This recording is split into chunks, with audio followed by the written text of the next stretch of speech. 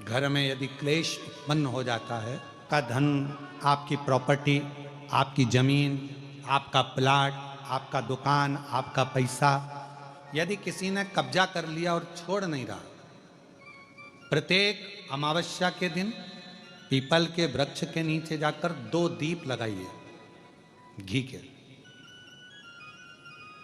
दोनों दीप के सामने एक हल्दी का चावल, एक कुंकू का चावल का दाना रख दीजिए और स्वधा स्वधा स्वधा स्वधा 3 बार कह दो और स्मरण करो, हे हमारे कुलदेव, पितृदेव, शिवदेव, महादेव, कृपा कर कर जमीन है, मेरा जो धन है, मेरी जो प्रॉपर्टी है, मेरा पैसा लोगों ने हथिया लिया, देते नहीं। गोत्र बोलकर स्मरण कर कर बाबा मेरा धन मुझे वापिस ला कर दो। अमावस्या पर करो, फिर अगली अमावस्या करो, ऐसे 2-4 अमावस्या करोगे। जिसने ले रखा है वो खुद सोचेगा कि मुझे क्या हुआ, कि मुझे देना है, उसका पैसा चुकाना है, धन रखेगा नहीं। अगर किसी व्यक्ति के जीवन में खो गया, कर्जे में डूब गया, कर्जा बहुत हो गया, पैसा चले गया, गाड़ी चली गई, मकान चले गया, सब गिरवे रखा गया, सब कुछ समाप्त हो गया, उसको प्रत्येक प्रदोष को, प्रत्येक अमावस्या को घी का दीप किसी भी पेड़ के नीचे, ये 5 वृक्ष बताए हैं पितृभाव के, उन 5 वृक्ष में से कहीं पर भी बड़, पीपल, आंवला, शमी, बेलपत्र आदि 5 वृक्ष में से किसी भी वृक्ष के नीचे प्रज्वलित करे और काम ना करे, उसका कर्जा चूकता ही है, चूकता। आपको कोई ब्राह्मण देवता ने कहा कि आपके यहाँ पितृदोष है, तो आपको घबराना नहीं है कि महाराज जी मुझे क्या करना पड़ेगा, पितृदोष है। एक चावल का दाना घर में से लीजिए, हथेली पर रखिए, पानी का जो मटका होता है, हंडा होता है, पानी का जो मटका है, हंडा है, जहां पर रसोई घर में तुम पानी रखते हो, उस हंडे के पास में, मटके के पास में उस चावल के दाने को लेकर जाइए, अपने पितरों का स्मरण कर स्वधा स्वधा स्वधा स्वधा स्वधा 5 बार बोलकर शंकर भगवान के शिवलिंग पर, तुम्हारे घर में शिवलिंग हो तो घर में, और अगर मंदिर में शिवलिंग हो तो मंदिर में, उस चावल के दाने को चढ़ा दीजिए। कैसा भी पितृदोष होगा समाप्त हो। अमावस्या के दिन वर दे गई कि आज की रात्रि तूने अपना दरवाजा खोलकर मेरे लिए रखा, दरवाजे पर दीप टिमटिमाया, दीप प्रज्वलित रहा, तूने मुझे मधु का भोग लगाया। आज का रात्रि पूरी पृथ्वी के लिए धन और वैभव की रात्रि रहेगी।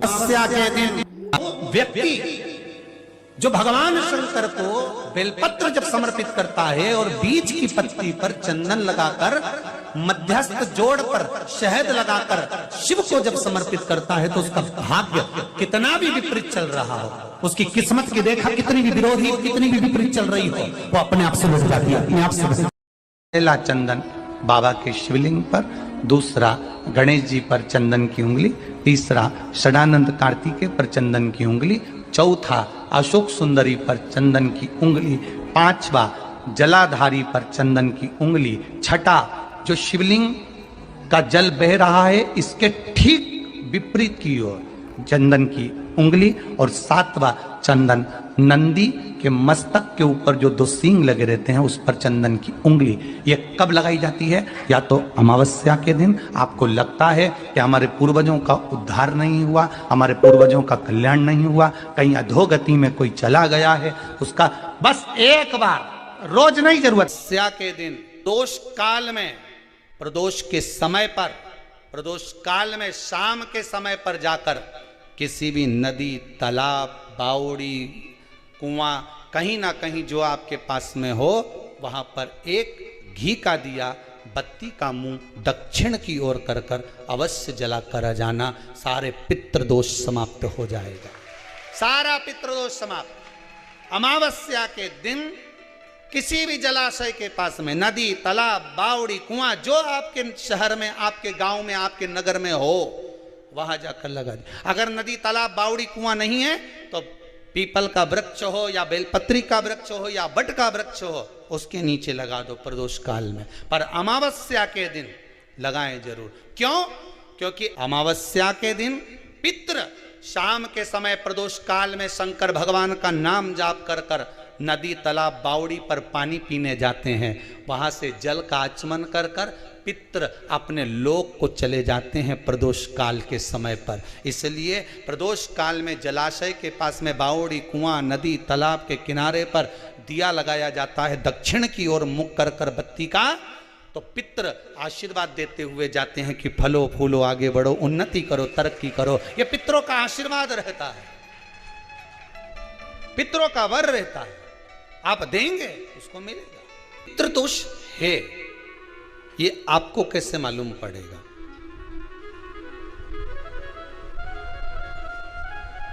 पितृ भूखे हैं इसका तो वर्णन हमने पहले कर दिया कि रात्रि को जब आप सोने के बाद में 1-1.5 घंटे बाद अगर आपकी नींद खुल जाए, 1 घंटा 1.5 घंटा आप सो लिए, उसके बाद जो नींद खुली तो 1-1.5 घंटे तक अगर आपको नींद नहीं आ रही है, रात्रि को सोने के बाद में 1 घंटे बाद जब उठे तो आपको प्यास लग गई,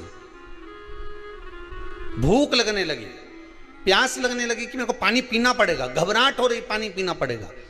1-1.5 घंटे सोने के बाद अचानक नींद खुले और आपको प्यास लगे, समझ लेना आपके पितृ भूखे हैं और प्यासे हैं, भूखे और प्यासे हैं, उनको जल की जरूरत है। किसी भी नदी में, सरोवर में, कुंड में, बावड़ी में, तालाब में, आप तीर्थ में जाकर जब स्नान करते हैं तो स्नान करने के बाद एक काम का नियम बना लो कि अपने हाथ की अंजलि में जल लेकर अपने पूर्वजों को देना है।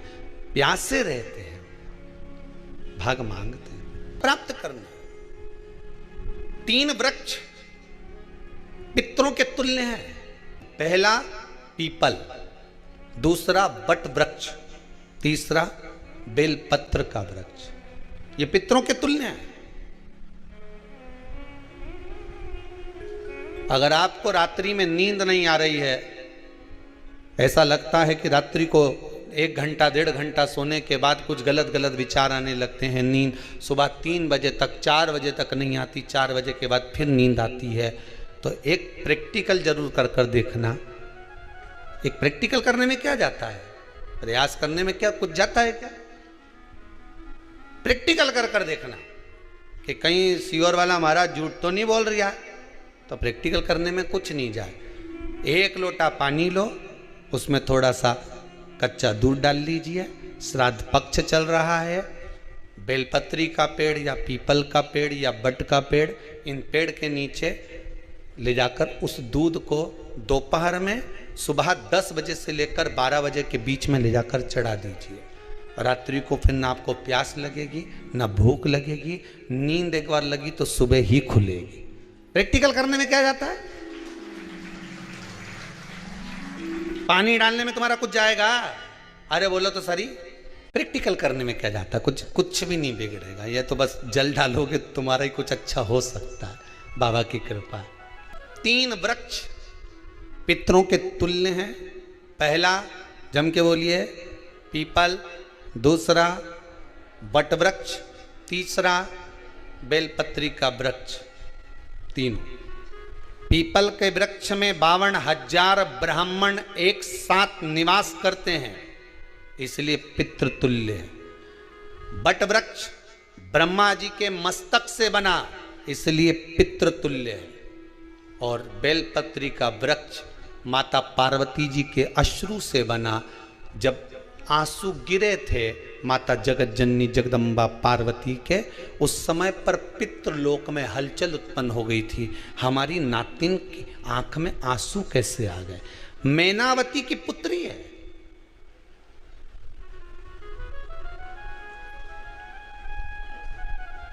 पितरों की नातिन, इसकी अश्रु कैसे गिर गए? पार्वती जी ने कहा ये आंसू नहीं, मेरा पुण्य भाग प्रकट करती हूं बेलपत्री के रूप में। तो पितरों ने वर दिया था कि ये बेलपत्री का वृक्ष हमारा आशीर्वाद है, इसके नीचे अगर कोई दीप लगाता है, शिव को स्पर्श कर चढ़ाता है, उसके पितरों की शांति होगी, हम स्वयं उसको आशीर्वाद देने के लिए पधारेंगे। बेलपत्र का वृक्ष पितृतुल्य। तो रात्रि को अगर भूख लग रही है, प्यास लग रही है, तो पितृदोष है। दूसरा पितृदोष का लक्षण बताया, घर में कोई शुभ कार्य ना हो, वंश की वृद्धि ना हो, 1 रुपये कमाओ 1.25 रुपये खर्च हो रहे हैं, पैसा 10 जगह से कमाई आ रही है पर घर में टिक नहीं पा रही है, आया गया, पितृदोष है। जरा सी कटोरी पड़ी है उसके पीछे विवाद चालू हो जाए, पानी ढुल गया उसके पीछे विवाद हो जाए, या छोटी छोटी बात में घर में क्लेश मचा हुआ है, पितृदोष है। समझ लो हमारे पूर्वज हमसे खुश नहीं, प्रसन्न नहीं। अमावस्या के दिन सारे पितृदोष समाप्त हो जाएगा, सारा पितृदोष समाप्त। जिनके यहाँ पितृदोष होता है, काल सर्प दोष होता है, वास्तु दोष होता है, उनको ज्यादा कुछ नहीं करना होना। महाराज एक बेल का फल लीजिए। क्या लेना है? बेल का फल, बेलपत्री का जो फल होता है उसको ले लो, उसके अंदर का जो गुर्दा होता है, अंदर का जो भाग होता है उसको निकाल लीजिए, और उस बेल के फल में आटा सेक कर उसमें शक्कर मिलाकर उसको उसके अंदर भर लीजिए। अमावस्या के दिन सुबह 10 बजे से पहले उस बेल फल में जिसमें तुमने पंजेरी भरी है, आटा सेक कर भरा है शक्कर के साथ में, उसको अपने घर में घुमाने के बाद में जिसको काल सर्प दोष बताया है, पितृदोष बताया है या वास्तु दोष का स्मरण बताया है, घर में सब दूर घुमाकर अपने परिवार का हाथ का स्पर्श कराकर पीपल के पेड़ के नीचे तक खड्डा खोदकर उस बेलपत्र के उस फल को दाब दीजिए, उस फल को उसमें दबा दीजिए। महाराज केवल एक अमावस्या करना रहता है, पितरों के दोष से मुक्ति मिलती है और हमारे घर के कार्य सफल होना प्रारंभ हो जाते हैं। कार्य की सफलता होती है, कार्य में सफलता प्राप्त होने लगती है। हम तो कई बार कहते हैं महाराज जी, अगर ऐसा लगे किसी औषधि को आप ले रहे हैं, मालूम पड़े कि औषधि आपको लग नहीं रही है, शिव महापुराण की कथा कर रही है, मान लो औषधि आपको नहीं लग रही, आपने औषधि बहुत दिनों से ले रहे हो, कोई दवाई, मान लो आप किसी भी दवाई को ग्रहण कर रहे हैं और वो औषधि लगी नहीं रही है, वो शरीर को लगी नहीं पा रही और आप ठीक ही नहीं हो पा रहे, 15 दिन हो गए, 8 दिन हो गए, बताओ, उतना की उतना ही कैटरीना है, उतना ही उतना अपना भरा हुआ, वही की वही लीवर, वही की वही किडनी, वही की वही स्मरण, सभी कुछ वही वही है, उतने की उतना ही। बीपी भी ऊंचा नीचा चल रहा है पर लेवल में नहीं आ रहा, शुगर भी लेवल में नहीं आ रही, तो प्रयास करा करो महाराज, बेलपत्री के फल का जो गुर्दा है, अंदर का जो भाग है फल का, उसको पानी में गला लीजिए और प्रदोष कम से कम प्रदोष नहीं हो और बीमारी जरा दवाई लगी नहीं रही हो तो बिना प्रदोष के भी कर सकते हो, उसको पानी में गलाइए। आधा घंटा पानी में, जैसे आपको सुबह मंदिर जाना है 10 बजे, तो सुबह स्नान कर कर कम से कम 6:30-7 बजे उसको पानी में गला दीजिए और उस बेले के फल का गुर्दा सा गला हुआ पानी शिव जी को ले जाकर समर्पित कर दीजिए। महाराज उस पानी में से थोड़ा सा 1 चम्मच पानी शिव जी पे चढ़ा हुआ लेकर आ जाइए।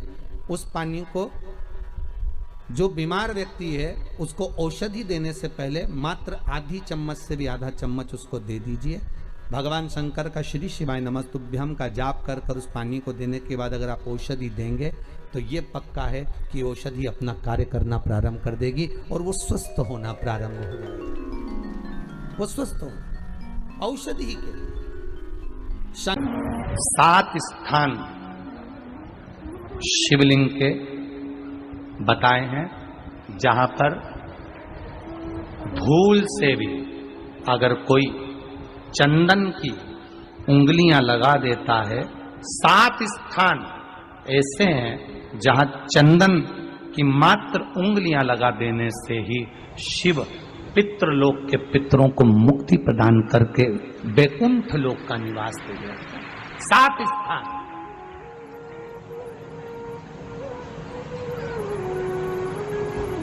और वो 7 स्थान जो चंदन के बताए गए, पहला भगवान देवाधिदेव महादेव के शिवलिंग पर चंदन का लेपन, समझ लेना जरा बहुत अच्छे से। आपको लगता है स्वप्न में कोई मुर्दे दिख रहे हैं या कोई जल रहा है या कोई मर रहा है या कोई चला गया है, ऐसा भय लगता है। बच्चों को मानी भेजूंगी ऐसा हो जाएगा, पति को मानी भेजूंगी ऐसा हो जाएगा, कोई हमारे कोई गलत तो नहीं कर रहा है, आपको लगता है। 7 स्थान चंदन के बताएं महाराज। पहला शिवलिंग, दूसरा जहां गणेश जी का स्थान है, मालूम है ना सबको, जम के बोलो जरा, मालूम है ना सबको, जहां गणेश जी का स्थान है वहां अलग से गणेश जी बैठे, वहां नहीं। शिवलिंग में जलाधारी के ठीक सामने राइट में गणेश, लेफ्ट में कार्तिकेय, बीच में अशोक सुंदरी। तो पहला चंदन बाबा के शिवलिंग पर, दूसरा गणेश जी पर चंदन की उंगली, तीसरा षडानंद कार्तिकेय पर चंदन की उंगली, चौथा अशोक सुंदरी पर चंदन की उंगली, पांचवा जलाधारी पर चंदन की उंगली, छठा जो शिवलिंग का जल बह रहा है इसके ठीक विपरीत की ओर चंदन की उंगली, और सातवां चंदन नंदी के मस्तक के ऊपर जो 2 सींग लगे रहते हैं उस पर चंदन की उंगली। ये कब लगाई जाती है? या तो अमावस्या के दिन आपको लगता है कि हमारे पूर्वजों का उद्धार नहीं हुआ, हमारे पूर्वजों का कल्याण नहीं हुआ, कहीं अधोगति में कोई चला गया है, उसका बस एक बार, रोज नहीं जरूरत है, प्रतिदिन जरूरत ही नहीं, महीने में एक बार अगर अमावस्या के दिन भी आपने चंदन के थोड़ा सा चंदन अगर मेरे देव अधिदेव महादेव को 7 स्थान पर समर्पित किया है। अशोक यहाँ पर वर्णन कर रही है, मैना, धन्य और कला की कथा कह रही है। तीनों ने सनकादि ऋषियों से मांगा। चंदन भगवान को अति प्रिय होता है और चंदन ही एक ऐसा होता है जो पितरों को भी प्रिय होता है, जिसका स्पर्श मात्र लगने से पूर्वजों का कल्याण हो जाता है, वो चंदन का। अमावस्या के दिन जो नदी, तालाब, बावड़ी, कुआं किसी भी एक जगह पर अपने पूर्वजों का नाम लेकर शाम के समय पर दिया लगाएगा, ये मेरा विश्वास रहता है, उसके लिए कुबेर भंडारी भंडार जरूर बनेगा, पितृ भंडार जरूर बनेगा। अमावस्या, तुलसी की लकड़ी पानी में घुमाकर, लकड़ी नहीं हो तो माला तो होगी ही, जल में भ्रमण कराकर, जल में घुमाकर, तुलसी की लकड़ी को जल में डालकर स्नान जो करता है, मात्र घुमाना है, लकड़ी डालकर नहीं रखना है, घुमाकर अपने पूजन वाले स्थान पर रख लो, या पानी में पहले से घुमा लो, उस पानी को ले जाकर डाल दो। अमावस्या स्नान जो जीव करता है, शिव महापुराण की कथा कहती है, जितनी वर्ष में सोमती पड़ती है, सोमती अमावस्याएं पड़ती हैं, शनिचरी अमावस्याएं पड़ती हैं, सारी अमावस्या का पुण्य उस जीव के खाते में चला जाता है। तो अच्छे से ध्यान रखिएगा, आप ब्राह्मण को भोजन कराएं ना कराएं, आपने धूप छोड़ी ना छोड़ी वो पता नहीं, गाय को रोटी दी ना दी, स्वान को भोजन दिया ना दिया, कौवे को भोजन दिया ना दिया, चलेगा, पर अमावस्या के दिन, उस दिन प्रदोष काल में, प्रदोष के समय पर, शाम के समय पर जाकर किसी भी नदी, तालाब, बावड़ी, कुआं, कहीं ना कहीं जो आपके पास में हो, वहां पर एक घी का दिया, बत्ती का मुंह दक्षिण की ओर कर कर अवश्य जलाकर आ जाना, सारे पितृ दोष समाप्त हो जाएगा। से निवेदन है, माताओं से निवेदन है, मान लो आपको कोई ब्राह्मण देवता ने कहा कि आपके यहाँ पितृ दोष है, तो आपको घबराना नहीं है कि महाराज जी मुझे क्या करना पड़ेगा, पितृ दोष है, एक चावल का दाना घर में से लीजिए, हथेली पर रखिए, पानी का जो मटका होता है, हंडा होता है, पानी का जो मटका है, हंडा है, जहां पर रसोई घर में तुम पानी रखते हो, उस हंडे के पास में, मटके के पास में उस चावल के दाने को लेकर जाइए, अपने पितरों का स्मरण कर स्वधा स्वधा स्वधा स्वधा स्वधा 5 बार बोलकर शंकर भगवान के शिवलिंग पर, तुम्हारे घर में शिवलिंग हो तो घर में, और अगर मंदिर में शिवलिंग हो तो मंदिर में, उस चावल के दाने को चढ़ा दीजिए, कैसा भी पितृदोष होगा समाप्त होगा। कि गाय जब अपने बछड़े को दूध पिलाए और बछड़े के मुख पर जो फेन आए, उस फेन को अमावस्या के दिन दोपहर में 12 बजे चम्मच में लेकर जो बच्चा चिड़चिड़ करता हो या पढ़ाई में मन नहीं लगता हो या दिमाग थोड़ा सा कमजोर हो, डॉक्टर के इसका विवेक काम नहीं कर रहा, बुद्धि काम नहीं कर रही है, उस बच्चे को 2 या 3 अमावस्या गाय जब बछड़े को दूध पिलाए, बछड़े के मुंह पर जो फेन आता है वो फेन उस बच्चे को पिला दिया जाए तो बच्चा विद्वान होता है, उसका विवेक काम करना प्रबल हो जाता है। सारी दुनिया के लोग तुमसे कह रहे हैं तेरे घर में पितृदोष है, 1 रुपए कमाते हो 1.25 रुपए खर्च होता है, मानसिक टेंशन बना रहता है। घर में एक व्यक्ति बीमार है, ठीक हुआ, दूसरा बीमार पड़ गया, दूसरा ठीक हुआ, तीसरा बीमार पड़ गया, तीसरा ठीक हुआ, चौथा बीमार पड़ गया, मतलब कहीं ना कहीं पितृ का भाव, पितृदोष का वर्णन।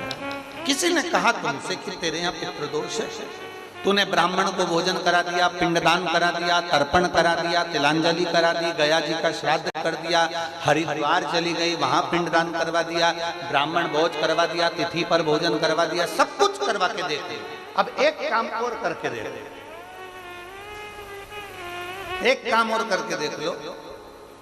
जब तुम घर में भगवान शंकर की आरती, तुम्हारे घर में शंकर जी का शिवलिंग है, भले काय का भी हो, छोटा सा, भले सियोर का कंकर शंकर हो, नर्मदा का कंकर हो, चाहे शंकर पारक के हो, पीतल के हो, स्टील के हो, लकड़ी के हो, जिसके भी हो, लोहे के हो, पाषाण के हो, जिसके भी हो, शंकर का शिवलिंग अगर हमारे घर में है और आप रोज प्रतिदिन भगवान की आरती करते हो, प्रतिदिन, और आपको लग रहा है कि मेरे यहाँ तकलीफ चल रही है, ये ठीक ही नहीं हो रही, लगभग 1.5 महीना आप कम से कम 45 दिन, 1.5 महीने के करीब में ऐसा प्रयास करना कि भगवान की आरती, शंकर भगवान के शिवलिंग की आरती करने के बाद उस दिए को भगवान के सामने मत रखो, उस दिए को उठाकर जहां तुम पानी का मटका रखते हो, हंडा रखते हो, जिससे तुम पानी पीते हो, तुम्हारे रसोई घर में जो पानी का मटका, हंडा, बाल्टी, आरओ का पानी जिस मटके में गिरता है, हंडे में गिरता है, जिसको हमारे यहाँ पितरों का स्थान कहते हैं,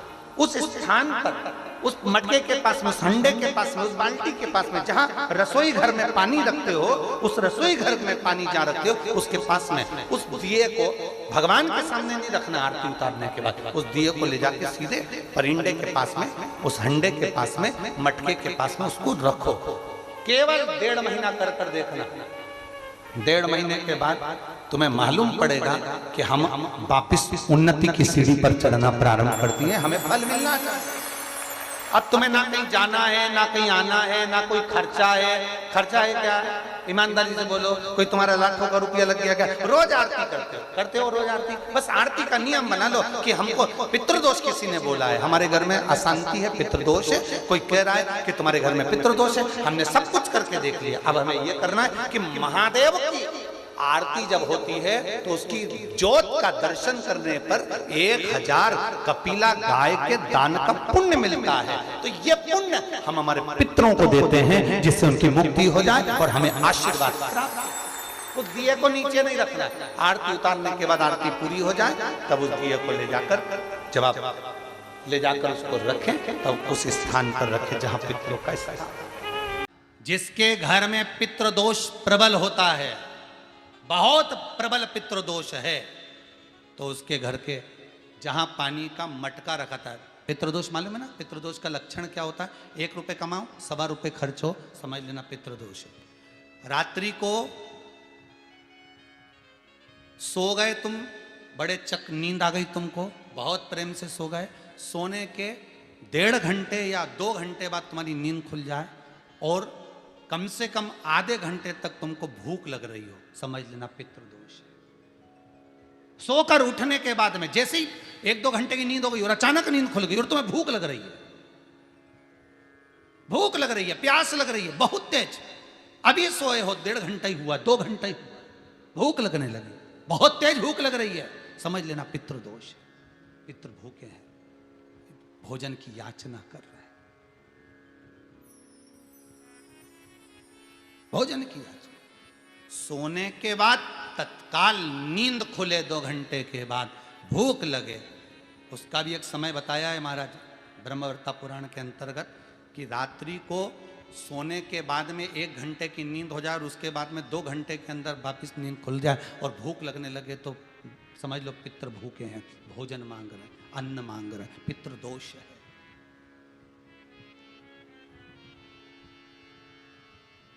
पितृदोष का कुछ कुछ वर्णन किया गया है। घर में एक पात्र के चक्कर में, एक बेडशीट के चक्कर में, एक सामान के चक्कर में विवाद हो रहा है तो समझ लो पितृदोष है।